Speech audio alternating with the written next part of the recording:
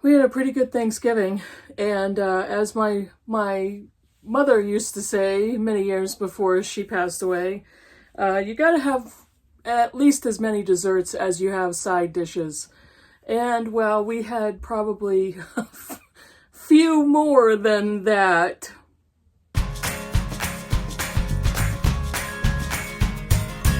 Hey BookTube, it's Kim at Middle of the Book March. This is my Bookish week for Saturday.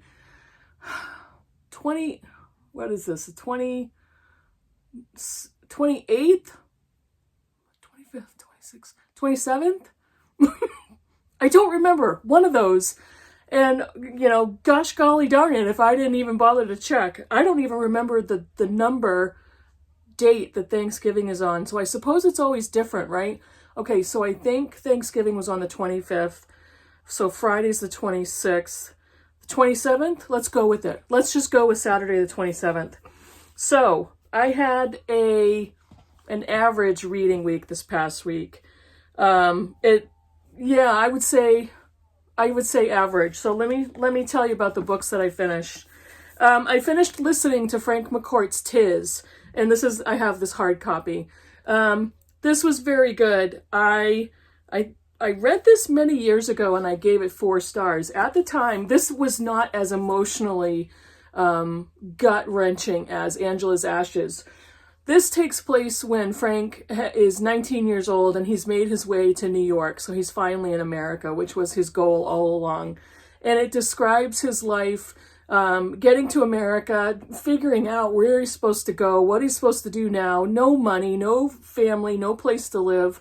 And he talks about the steps that he took and the things that happened to him that allowed him to start a life in New York City.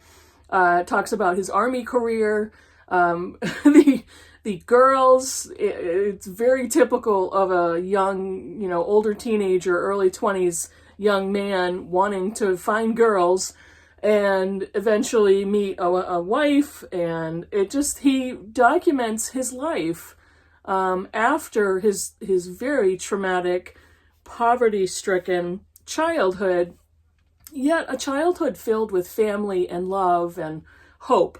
So listening to this bumped up my rating. Again, as I said while I was listening to Angela's Ashes, his voice makes the book. And it's really interesting how he did this, because in Angela's Ashes, he starts off as a very small child. And the thought process and the words that he uses when he wrote that book sounds very much like the way a child would think. And then by the end of that book, he's, 18 or 19, and he's getting ready to go to America. So in this book, it picks up there. And now he's a very young adult, and it grows into him as an older adult, 40s, 50s. And so you can hear the difference in tone and maturity. So it was great to listen to on audio, and I really, really enjoyed this. I'm going to listen to his 3rd installment of his memoir, Teacher Man, probably next year, the beginning of next year sometime. And, or I don't know, maybe when I go to work on Monday, I'll turn it on in the car. I don't know what else I've got for audiobooks that I want to get to. But I really loved it. I loved his series of memoirs so far. So that was the best experience I had. Kind of the mid-range experience I had was 2 or 3 People I Want to Punch in the Throat by Jen Mann. And I read this one on my Kindle. Jen Mann is a humorist and a blogger, writes about her life experiences as a wife and a mom. And I thought this was going to be a little funnier than it was, and I thought it was going to be quite a bit saltier than it was, but it turned into reading what seemed like a compilation of blog posts about, often about motherhood and about her life, kind of a white lady suburban life. So there was very little, I don't know, variety in the different chapters and the different essays or blog posts that were previously written and collected here. It was funny. There were some really funny parts. I laughed out loud, and a lot of other stuff was kind of trite. But it was light and it was cute and funny, and it kind of gave me a little bit of a boost. It was quite short as well. So just the best parts of this collection were when she talks about her mother and the vacuum cleaner. Her mother, her mother is an obsessive vacuumer, and she's trying to instill this obsession with cleaning onto Jen as she's a teenager. And what teenager wants to bother learning how to vacuum? So those portions were kind of funny.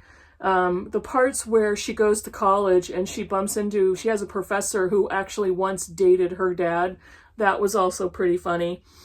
But the title, 2 or 3 People I Want to Punch in the Throat, it didn't turn into that. There was one chapter where you could see where she's extending those thoughts to a person she really wants to punch because she's angry.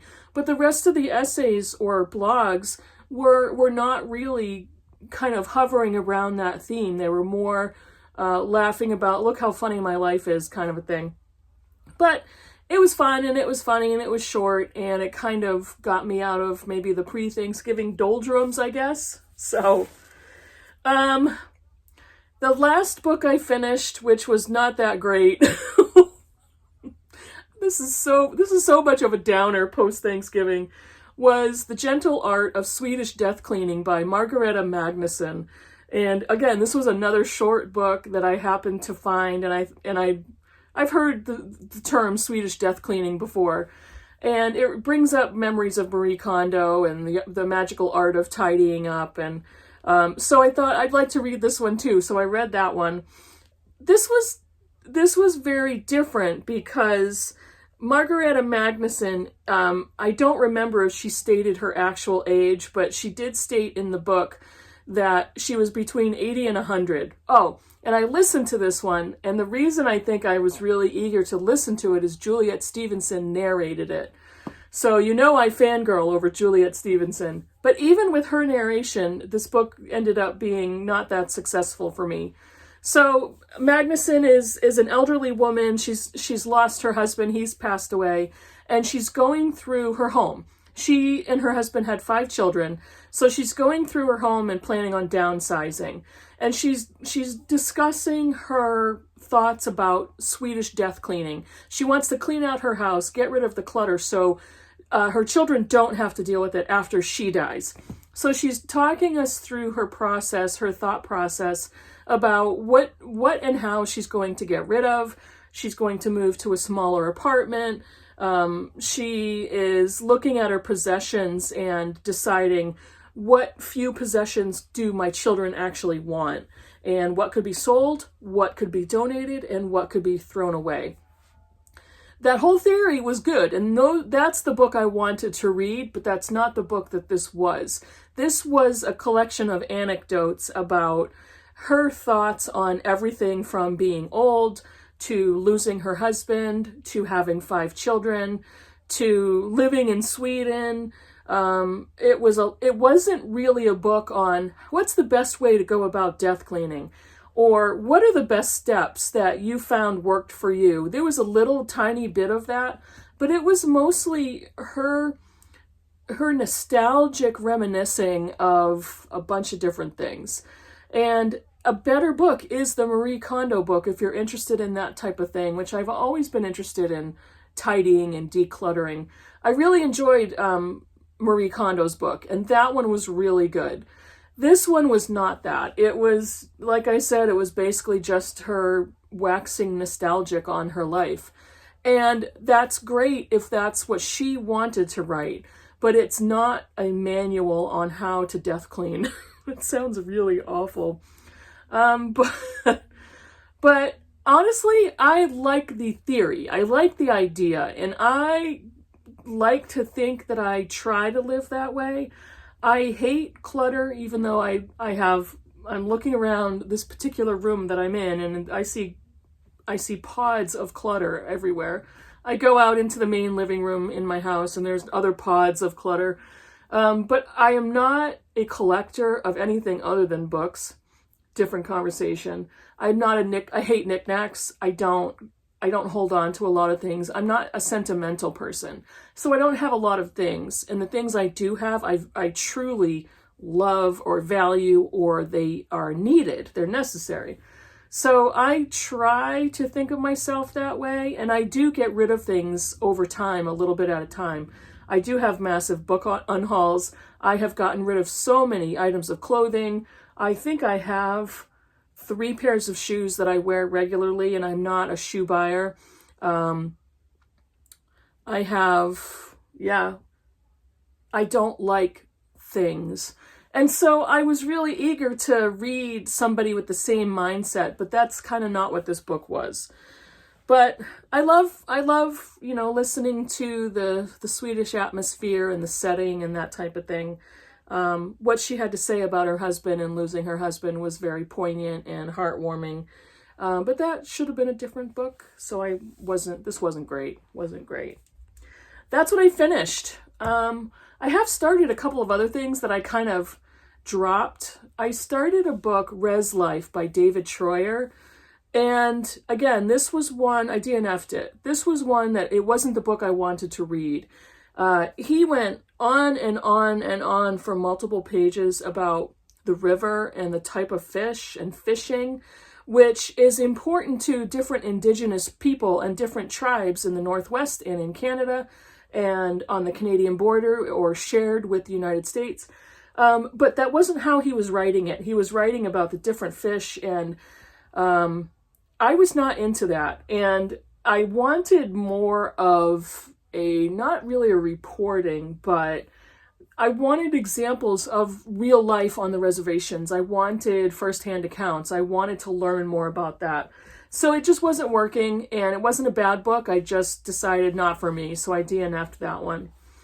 Did I DNF anything else? I don't think so. If I did, there are times I'll put a book on my Goodreads page, and then I've decided, whatever, I'm bored or I'm too impatient to get into this, and I'll remove it from my currently reading list, but I don't count it as a DNF because I either didn't get that far into it, or it wasn't because I didn't like it, or it was bad. It was just, I'm not into this right now. So I have done that with a couple of other books. I've just X'd them out. What am I currently reading? So until the end of November, I'm going to go light. I have 2 books that I'm currently reading in physical form, and then I'll probably pick up an audiobook in the car. But I don't want to load myself up, because December is going to be the month where I read whatever I damn well feel like reading. And so I want to end November light. I'm going to finish these 2 books. This one is Amor Towles' The Lincoln Highway, and I'm reading this for the Critical Chicks Book Club. So far, I'm almost halfway through, and I'm really enjoying this. This is Amor Towles is a favorite author. I've read Rules of Civility and A Gentleman in Moscow and really enjoyed both of those. Gentleman in Moscow I absolutely loved. So I was really excited to pick this book up and start that one. So I'm in the middle of that. And here we are with George Eliot. I would love to finish this in November, but I probably won't. I'm about halfway through, and it's a very dense book. There's so much on every page. This is a slow one, and I will bring this into December, but I'm really enjoying this. I've said it multiple times about this book, this biography of George Eliot. I am also fascinated by her contemporaries. Charles Dickens was a fan of Eliot, and Mrs. Elizabeth Gaskell and the Brontes, they were all kind of contemporaries. So that's fascinating to me, and the different intellectuals and people who to us are famous or well known. She hung around with them, so I love that about her. So that's it for me for my bookish week. I'm not sure I'm going to have a lot to report by next weekend. I think I will. I'll have a couple books that I've probably finished. But that's about it. And, stay tuned for December. It's going to be a fun one, I think. So I'm gonna have a good time just looking at my shelves and shopping my shelves and deciding, oh, that looks good, I'll read that. So that's it for me. Let me know in the comments below if you've read any of these books or what you think about any of the books I talked about, and I'll see you in the next video. Bye, everybody.